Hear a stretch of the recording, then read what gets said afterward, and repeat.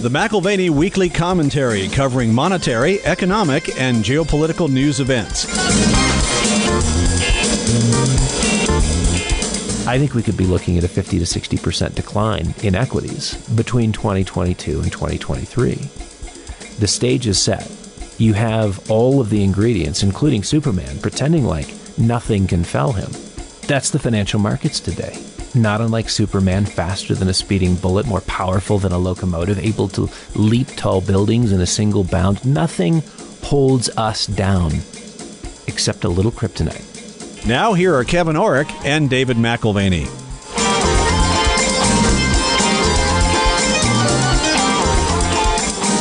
Welcome to the McAlvany Weekly Commentary. I'm Kevin Orrick along with David McAlvany. You know, there are some major changes sometimes in countries and in the world, Dave. I think about the railroad and the impact that it had on the United States. The main port for the United States was, of course, in the east. You know, New Orleans, New York, those were the main ports. But when the railroad was finished, San Francisco became a critical port. And I remember going to Germany. And I remember the impression that I had when I was in Hamburg. Beautiful, beautiful city, but it reminded me of San Francisco. You know how some of these port cities that come on a little bit later, they remind you of faraway places. And the reason I bring that up is you and I have been talking about this as to how does that apply to the Ukrainian situation. And what I'd like to do is I'd like to go back and have you tell the listeners a story that I got a chance to hear. You know, when you and your son went to the Hamburg Maritime Museum and what you learned there about the shift in world or at least European politics and how Hamburg played into that. Yeah, certainly the reorientation had to do with Lübeck and Hamburg, these two trade cities in northern Germany. And there was a dramatic shift that happened, particularly as the steam engine came into play and Hamburg became a provider of products to the world and a significant European hub. It was a change in orientation in Europe towards the west and away from the east and away from the Baltics, Lübeck being on the Baltic Sea. It was a little like the railroad for the United States. It connected to the west and western trade through San Francisco. Yeah, Lübeck before that was oriented toward the east and more toward a Silk Road eastern orientation. Yeah, and certainly towards Russia. The fun part of being in Hamburg on that particular occasion, my son and I left. We had some historical insights. Great museum, by the way. Hamburg Maritime Museum, not to be missed.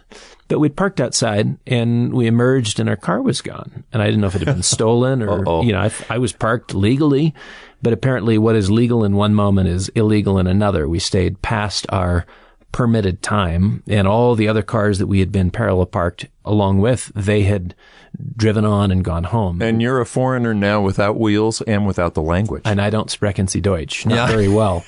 So we scramble to recover the car, which has been impounded.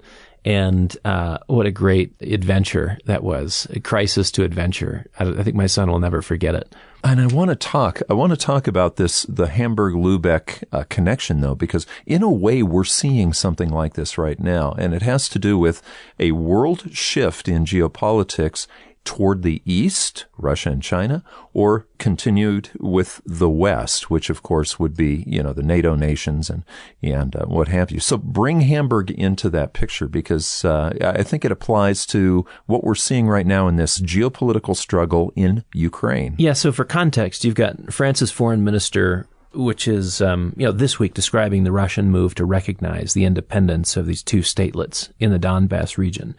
Describes that as a weaponless aggression, but no less than a breach of the Minsk Accords. And the Minsk Accords were the beginning of a ceasefire between Ukraine and Russia. This goes back 7-8 years.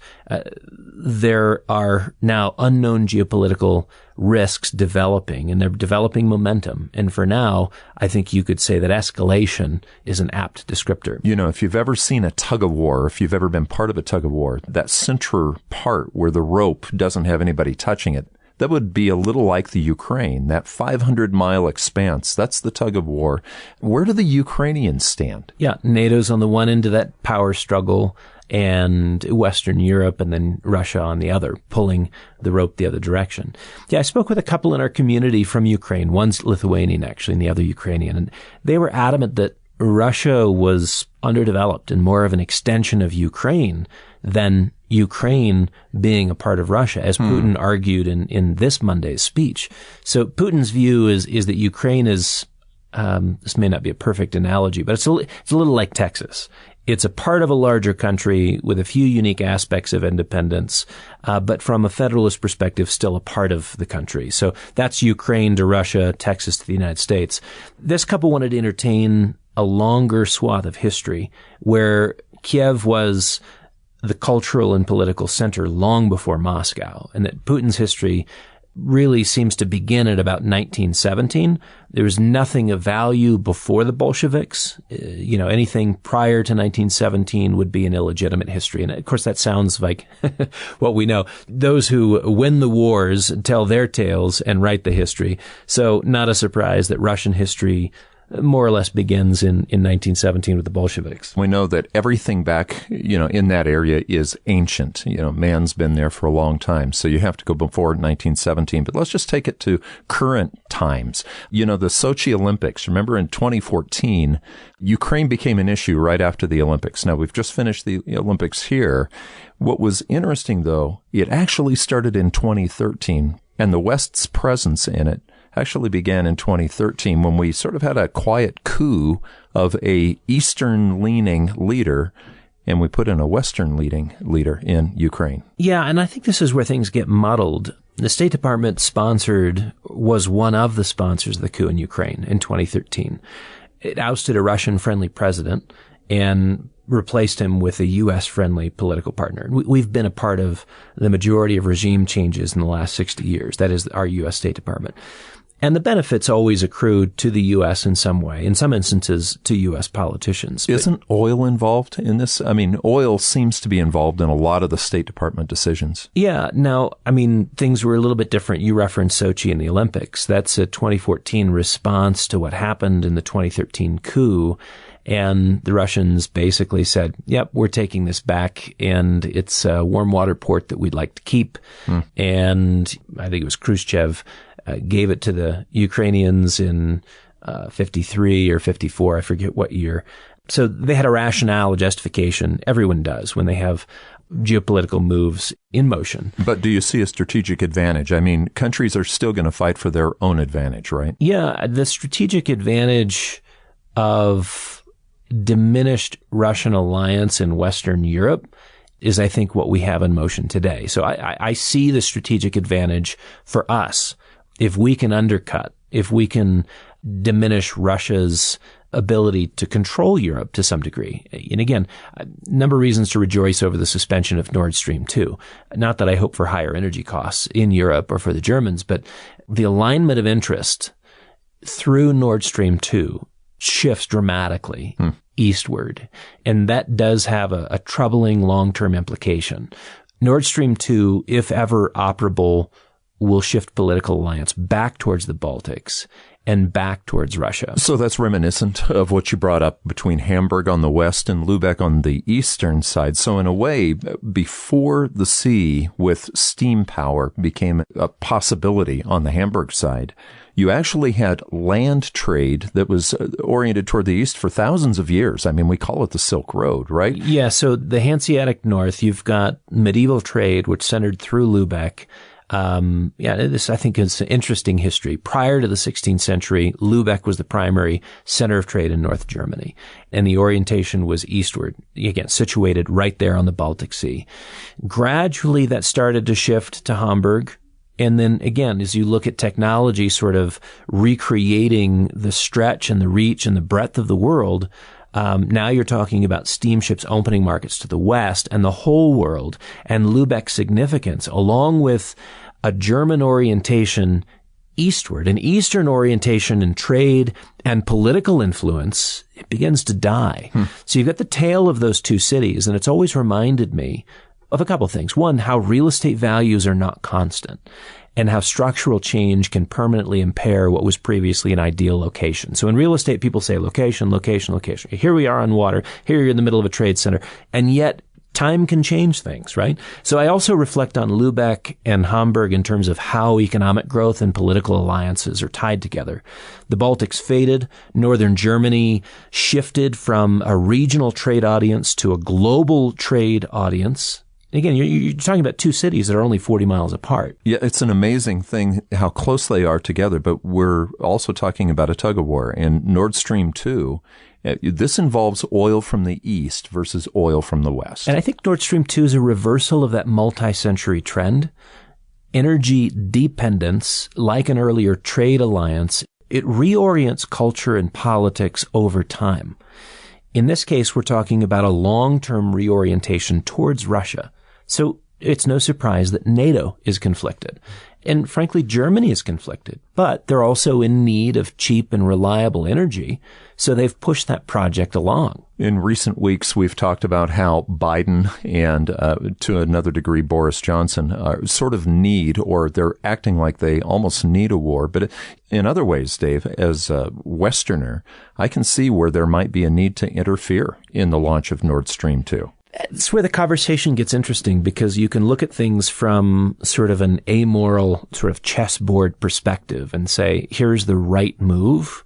But when you bring in sort of the ethics of involvement in other countries, that, again, from the chessboard perspective, there's a case to be made for interfering in the launch of Nord Stream 2. Right.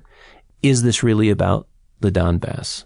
Is this really about Russian militarism and Putin being a strong man in Russia and extending? Is this about Ukrainian independence? And the fact that Biden and Johnson have so aggressively pushed for conflict, that in itself is intriguing. You know, it's not like the two of them are, global champions of the underdog, or that the two of them are standing up to strongmen everywhere with equal honor and integrity to fight evil and injustice. Because frankly, the world ignores real catastrophes every day. I think of Myanmar. That comes to mind. We've let military-led violence flip that country upside down in the last 12 months with child soldiers. I mean, I know this directly because my parents are involved in a children's home there where the kids are being recruited. Okay, this is high drama, real evil, and we don't care, right? Barely a whisper from the media or from politicians. It doesn't play into the strategic alliance of the world. And, just an observation, Dave, just working here the last 35 years, if I go back and look at any U.S. war other than Korea and maybe Vietnam, just about everything else has had to do with this oil power struggle and even the dollar strength with oil, what we call the petrodollar. So you're right. You don't want to get involved, but if you don't get involved, do you lose the power? But this is where it's difficult as an analyst of economic and political trends to look at things again from the chessboard perspective, and then to look also from the standpoint of moral obligations to see that there's actually multiple ways that people address these things. Is it through the lens of moral obligation, or is it just pragmatic engagement? I think what you find is there's no vocal protests on a number of things that are really, you could argue, a moral obligation. And then here we have a pragmatic engagement. I would see it as a pragmatic engagement. Vocal protests are more common where interests are being challenged. I mean, interests, my interests, your interests, our country's interests. The West doesn't give a nickel about places like Myanmar, but it cares about Ukraine because there are whetted beaks in Ukraine. And it certainly cares about a rapidly changing world order. So you've got the U.S. and Europe that are in a slow process of losing control. Yes, China has been on the ascendant. Might they press for advantage selectively through situations like this? We've got trade relations. We've got the One Belt, One Road project. We've got the re-engineering of a financial backbone to displace Western-controlled flow of funds. I mean, we look at SWIFT and this being a potential hammer to swing at the Russians, and yet the Chinese are there to re-engineer something that is a non-U.S. centric alternative. So the cooperative pressures between Russia and China on the old order are opportune. And I think we'll see them even more frequently as time goes on. What I'm saying is that Russia and China have an opportunity to test and measure the strength of the existing global order, and they will as they watch our responses, develop a tailored strategy in light of what they observe in the coming months and years. I read a book that your dad turned me on to back in the 1980s called New Lies for Old, and Anatoly Golitsyn was the author. He was a defector out of Russia, and he was actually hiding somewhere in England. But what was interesting about the book, at that time, we saw Russia or the Soviet Union as one very strong entity, let's say. We saw China as a very separate entity. They weren't unified. But he brought out that the 50-year plan, at least from the Soviet side, was ultimately to have a Sino-Soviet agreement that he called the pincer. And I thought, wow, that's interesting. This is communists think in 50-year plans. We know the Chinese do, and the Russians did too, Now we're looking at business. And when we look at business and politics, sometimes we think, well, maybe that's not the larger move. So the Clintons being involved with their foundation, okay, or Hunter Biden, let's just talk about that. But that's not the main thrust, is it? Yeah, I mean, I know this is controversial. We all have ideals and pictures of leaders that we need to keep in mind.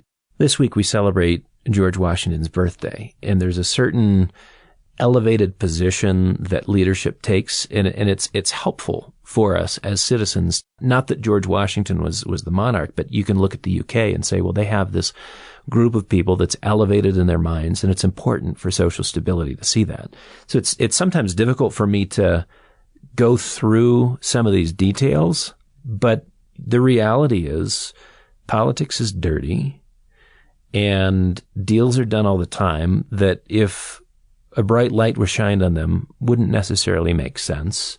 The Clinton Foundation brought in $145 million from various Uranium One stockholders and board members.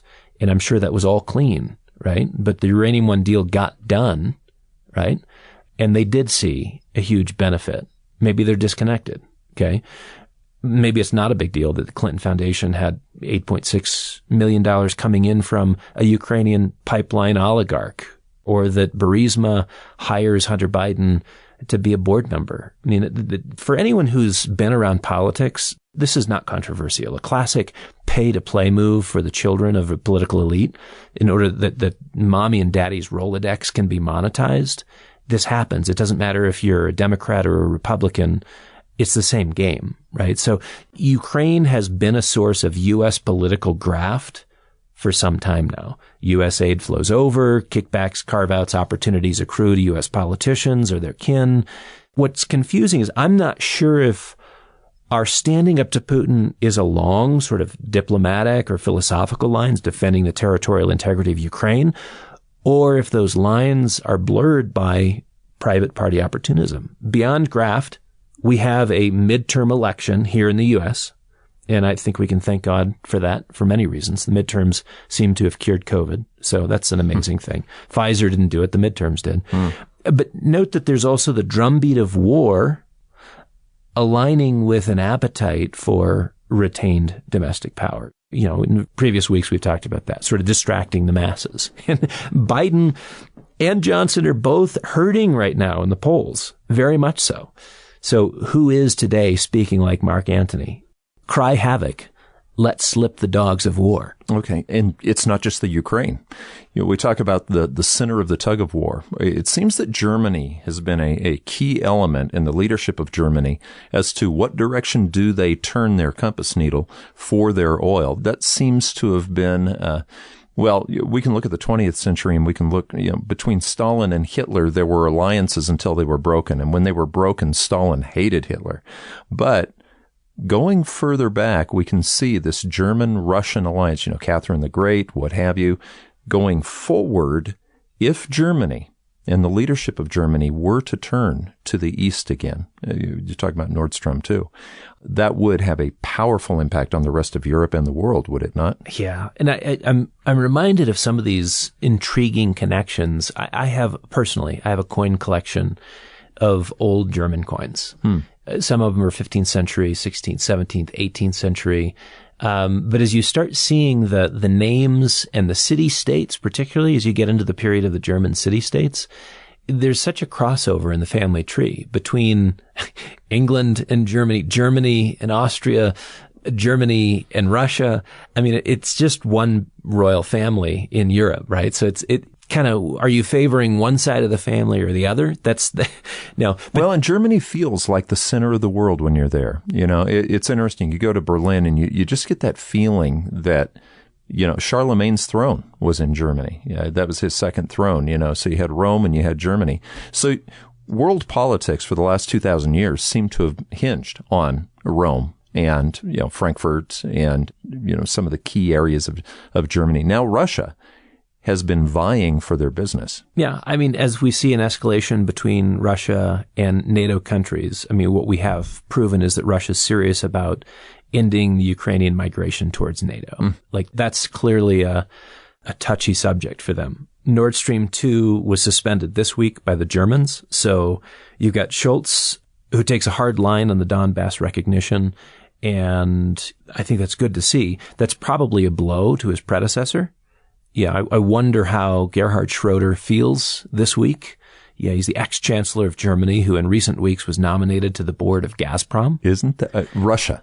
Yeah. That's Russian energy right and there. He's been chairman of the board for Nord Stream 2 for several years. Wow. So again, if you're a skeptic about the nature of politics and money, and my earlier comment on political influence being hireable, Schroeder, anyone? I mean, it's just, that's not conspiratorial. That's just the way the world works, like it or not. We prefer, again, to keep leaders in an elevated and sort of pristine position and condition. But they're human beings. They're looking for opportunity. They're looking for a leg up. They're looking for, I don't know. But this week we've got Russian stocks. They traded lower on a wholesale basis. We've got their bank stocks down 20%. You've got Russian energy companies down 25%. Okay, so Gazprom included. Sorry, Schroeder, your Rolodex didn't count for much this week. It's got to seem like a turncoat to the West, with him being with Gazprom at this point. But can we blame Russia for $100 a barrel oil? I mean, we haven't seen oil this high in a while. Only to a degree. They're really only responsible for about $20. $15, $20 of geopolitical fear premium. If you want to appreciate the lofty perch of $80 from which the fear premium launched you, you can wag your finger. You can point towards Biden's green agenda and the collective global conscience, which is harassed by the idea we're incinerating ourselves through climate change, and the use of fossil fuels, are driving sort of mass carbon emissions. What that's meant is that oil companies have underinvested. They're not replacing their reserves. Best evidence of this is that you've got the largest share buybacks of oil companies in years. I think it's between $38 and $41 billion. And that's share buybacks. Companies will tend to buy back more of their shares when they don't have better things to do with their money. So we're going to see a big bump in dividends from your energy companies, big share buybacks. But again, they wouldn't have that capital available if they were working on development projects. They're putting their finger to the wind and saying, again, whether it's Angela Merkel, who's like, look, we're done with nuclear, we're done with fossil fuels. There's been a universal theme that we are moving towards electrification and decarbonization. And so, again, I think you have to look at the unintended consequences of political agendas the world over. Then, of course, I think you can also include in that the investment dynamic of speculative dollars flowing into the oil market, hedging against inflation. Well, why not? I mean, you do it, Dave, honestly, with your management. You've done that as well. And, we see an increase in gold buying right now because of inflation, but we're seeing, oil is a hedge too. But isn't that reasonable after a 24-month binge of U.S. credit growth? In that time frame, 24 months, we've expanded M2 by 41%. Oh, so it's not just supply chain. It's actually expanding. Printing money actually creates inflation, Dave. Wow. There's supply and demand dynamics impacting the oil markets. There's investor demand on the basis of inflation hedging. Yes, there's a fear premium because of Ukraine and Russia. But other central banks have done the same thing as us. To see our monetary expansion of 41% over a 24-month period, not that it was coordinated. Maybe it was more of a copycat type thing, but other central banks have done the same thing. So as a sea of liquidity hits the asset markets, there's no surprise that inflation has entered the investment context in a real way for the first time in several generations.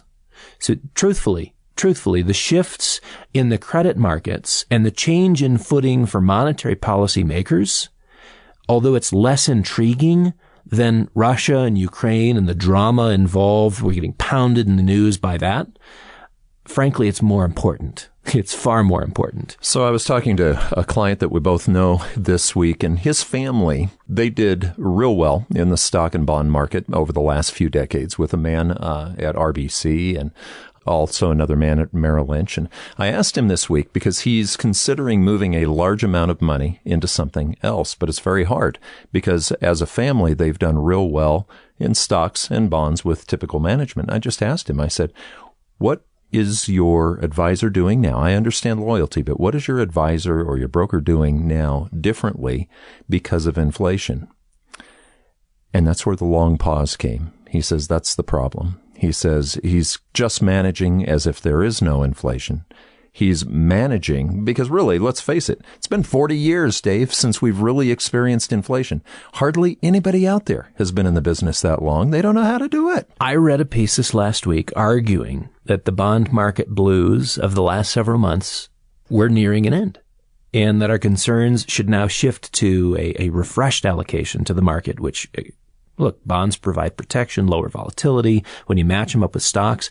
The advice by this columnist was buy bonds after this latest sell-off because they're on sale. And what amazed me as this financial expert waxed on confidently about the reasons to own a 50-50 portfolio of stocks and bonds was that he managed to avoid any reference to inflation. Isn't that interesting? This is a piece talking about a bond bear market, and not once does inflation come up. Credit risk is covered. Duration risk was mentioned, which may be a slight nod to what can happen to you through a long stretch of ownership up to and including inflation. But the word was not mentioned once. And you would think if you were making the case for a bear market in bonds coming to an end, you would respect the carnivorous aspects of inflation, which takes a significant bite out of returns.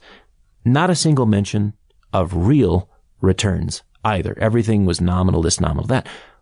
What it suggests to me is that we have yet to see outflows from the bond market in earnest.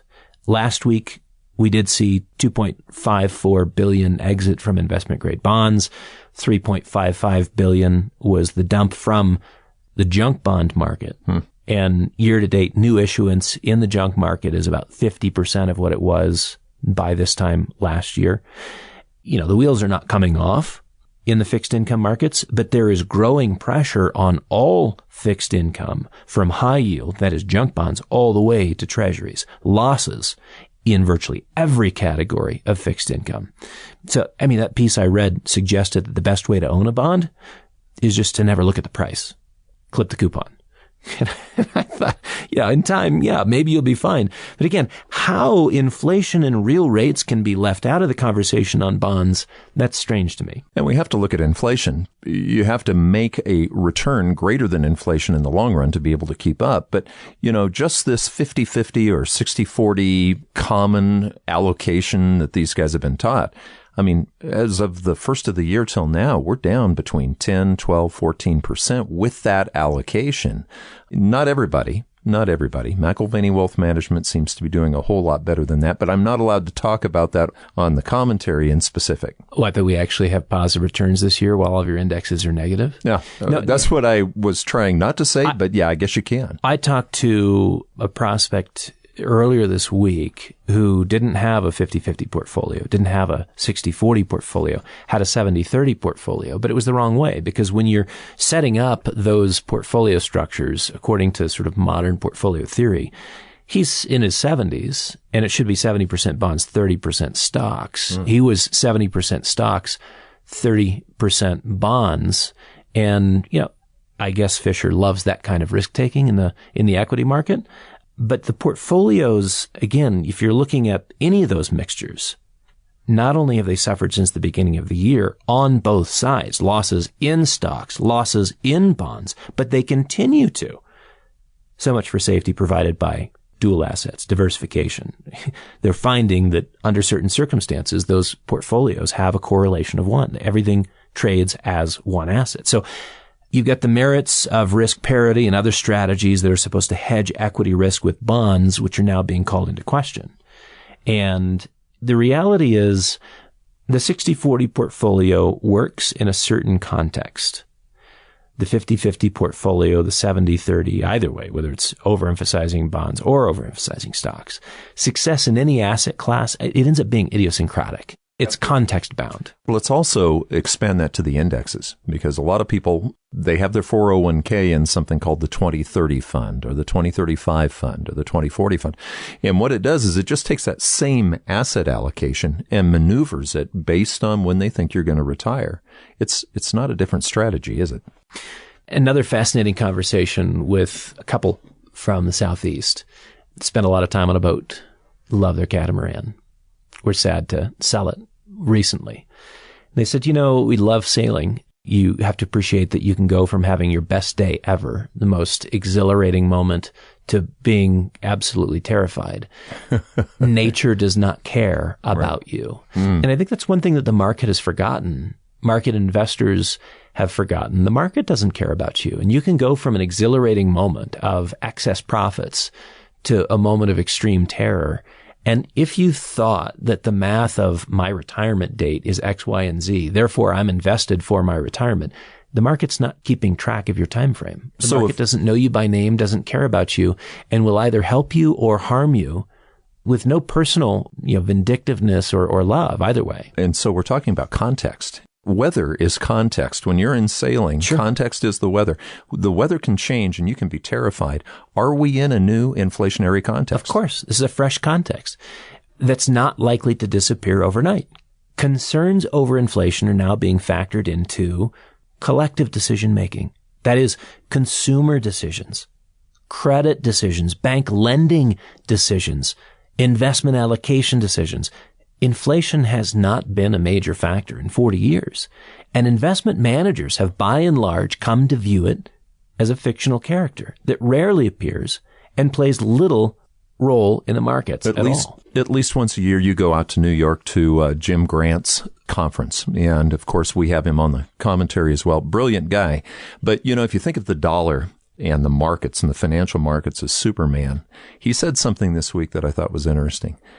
It's kryptonite. Inflation is kryptonite to the financial markets. It destroys. That's right. That's the wind in the sails, using that also. The wind in the sails, it sure changes. Yeah, it goes without saying that inflation is the kryptonite of financial assets. That was from his most recent weekly missive. So, Kevin, the role is small, but it's powerful. And I think that's worth keeping in mind as we consider the long march of commodity prices, of supply constrained and demand pressured prices. It's worth keeping in mind as all markets wake up to weakness. And we're talking about stocks and bonds and private equity and private credit. They've seemed to only have known strength, and inflation is the kryptonite of financial assets.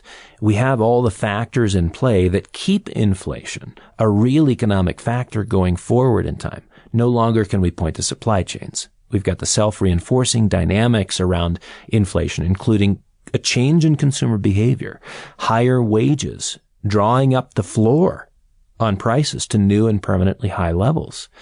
The most recent University of Michigan sentiment numbers were very interesting to me because on the one hand, they're negative even as retail sales were positive.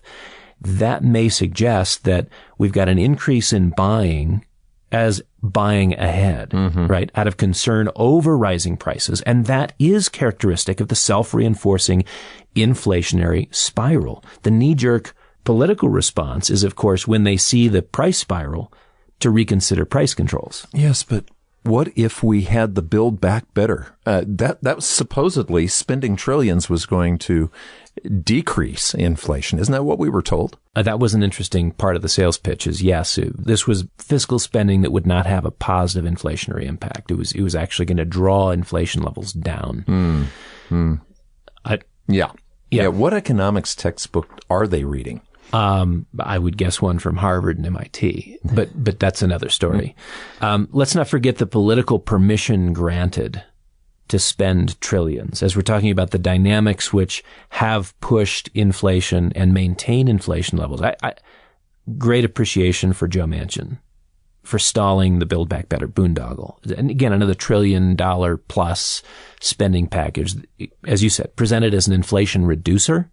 Yeah, laughable, but it could have been more fuel for the fire. And I don't think we're done with fiscal spending, not after what Republicans and Democrats alike have discovered as an amazing tool for lining up votes in the next election. And nor can we neglect. Here we are talking about fiscal and supply chain stuff, and we can't neglect the central bank policies, which have created trillions out of thin air, also a factor in this kryptonite production, right? So, and it's still there. This is what's amazing. We've got an inflation problem in Europe. The ECB deposit rate is still at a negative 50 basis points. And quantitative easing operations are still in effect, even as inflation in Europe breaches 5%. And it's no different in the American context. 7.5% inflation. The Fed has yet to halt mortgage-backed securities and treasury purchases. I mean, we're talking 30, 60, $80 billion between now and maybe they do end it. QE is coming to an end, but it hasn't ended yet. Isn't that crazy that the Fed funds rate still sits between 0 and 25 basis points? We've got the recently adjusted CPI measure marking the highest high water mark for 40 years, yet the Fed, like the ECB, stays on the path of balance sheet expansion. I mean, this is where it's tragic, forever marking their credibility down. They're essentially marking their credibility to basement levels that match interest rates. It's subterranean stuff. This is not a positive rating scheme. So like the question that I asked my client, what is your counselor, your financial counselor doing different now that there's inflation? And there was nothing. You could ask the same thing of the central bankers. Okay, so let's go to oil for a second, because we talked about $100 a barrel oil, but let's say this Ukrainian thing just goes away. You said that $80 of the 100 is already built into the structure. So we might lose 20 if all of a sudden Ukraine and it became a non-issue and the geopolitical concern goes away. We still have $80 a barrel oil, right? Yeah. Oil has $80 worth of momentum and demand-driven pricing in it. Okay. Now with closer to $20 tied to geopolitical premiums, we're close to 100 for Brent, the Brent contract. And we have a perfectly disastrous mix of inflationary pressures on top of spiraling wages and credit expansion. But on the oil front, it's the fact that we're sitting at 11.6 million barrels of production per day. We're not back to the 13 million that we had previously. Globally, we're producing, or will produce this year, 99.7 million barrels per day. So we're still, roughly a 10% producer, just over 10%.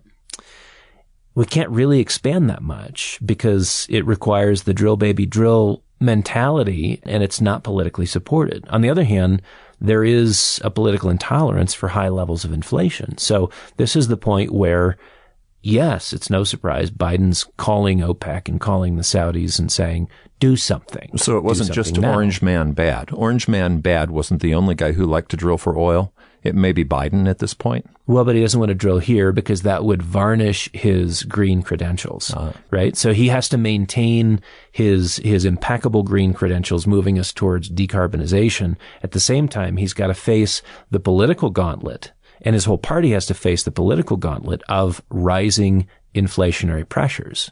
Right. So yes, he'd like to take the sting out. Yes, he said, look, we'll just take away the federal tax on gasoline. It's a little too late. I mean, you're helping at the margins, but is that 10 cents? Is it 18 cents? It's insignificant relative to $3 to $5 gasoline. Every little bit helps, but it's more of a political posture, just like drawing from the strategic petroleum reserves. It's a political gesture. It doesn't solve the problem. Well, what if a lot too late happens? You said a little too late, but let's go back over to interest rates, because remember when you interviewed John Taylor? I mean, every economist out there is going to give the nod. Oh yeah, we know the Taylor rule. The Taylor rule means that interest rates need to be a couple of points or a percentage or two above what the inflation rate is. Yeah, but this is why as much as there's drama, you can look at what's happening across the border in Canada and say, my God, what's going on here? This is terrifying. Moving to martial law and these are peaceful protests, like this is really an interesting pivot in the history of what Trudeau calls a liberal democracy. Confiscating their guys' trucks. Right. Well, but I mean, that's a little bit. The drama is there. The drama is in Russia and Ukraine, but where the rubber meets the road, right, where we see a complete repricing and really the potential for eviscerating the middle class is with an asset structure which implodes on the basis of inflation continuing and interest rates following, whether the central banks like it or not. So what's the likelihood of in steps a Volcker? That's what I'm talking about. A lot too late. That's what happened in 1980. Nothing like that will happen. Not on a voluntary basis. There's no one. Debt's too large now. Debt's too large. You can, on $30 trillion, you can't take rates to 18 or 20%. You can't do that. I mean, if Volcker caused a recession, to do that with $30 trillion in tow, and that's just federal debt. That has nothing to do with corporate debt or private debt, household stuff. You're talking about game over. Game over. Bankruptcy. It's done, right? That's not going to happen. What we needed was a measured approach to inflation along the way instead of the gamesmanship that we had, and now they're way behind the curve. Last time we spoke to John Taylor, he's an econ professor at Stanford, and back in the Bush era, George W. Bush, he was the undersecretary for the Treasury for International Affairs. So the Taylor rule, we're looking for like the gap between the inflation rate and the Fed's fund rate. And back when we talked to him last, that gap was fairly small. Mm-hmm. So the Taylor rule gave you sort of a guidepost. Like you don't want it to be about it more than 2% different. You'd like the Fed funds rate to actually be 2% above the inflation rate. Theory behind the Taylor rule is essentially that rate, the Fed funds rate, should be a few points over the inflation rate. That keeps inflation in a reasonable place. It keeps GDP growth going. They're in balance. The inflationary pressures are held in check. Now to get to what the Taylor rule suggests, we'd need 37 incremental moves higher, 37 25 basis point increments. To tame inflation, the Fed, according to the Taylor rule, should have rates at over 9.5%. So sans a Volcker, in other words, let's say we don't have the possibility of a Volcker coming in and actually making this happen. What we're really talking about is learning to live and manage with high inflation. So what's the suggestion, Dave? I mean, I think I know the triangle. Think of what the Fed has not done and what the market has already done. When we say the market is pricing in 4 to 5 25 basis point incremental increases, it's because it's already priced into the bond market. The bond market moved and is not waiting for the Fed to do its job. The Fed has already proven to be on vacation. So the invisible hand still is there. The invisible hand is there. The market. And with real concerns over inflation, the invisible hand of the market is back and saying, no, that's where it should be. It's where we think it's going. And actually, if inflation continues, the Taylor rule would imply a 9.5% Fed funds rate. Let's close with sort of an imaginative experiment. We look at inflation, we look at interest rates, we look at the nature of kryptonite. It's this small thing, right? But it can fell the giant. It can fell the Superman. And so what happens if inflation does continue? And this is again where I think Nord Stream 2 and the real issues behind Russia and Ukraine and the geopolitical risks faced in seeing a reorientation towards Russia and towards the East. Really, it's not just towards Russia. It's towards the East, as in Russia and China, as a team. What does it look like for inflation to be continuing on? What toll does that take on stocks and bonds in 2022? Is it a 20% quote unquote correction? Do we head past 20% into a full-blown bear market? Or do we ultimately move towards fair value with the Dow being at, say, 15,000? I think we could be looking at a 50 to 60% decline in equities between 2022 and 2023. The stage is set. You have all of the ingredients, including Superman, pretending like nothing can fell him. That's the financial markets today. Not unlike Superman, faster than a speeding bullet, more powerful than a locomotive, able to leap tall buildings in a single bound. Nothing holds us down except a little kryptonite. You've been listening to the McAlvany Weekly Commentary. I'm Kevin Orrick along with David McAlvany.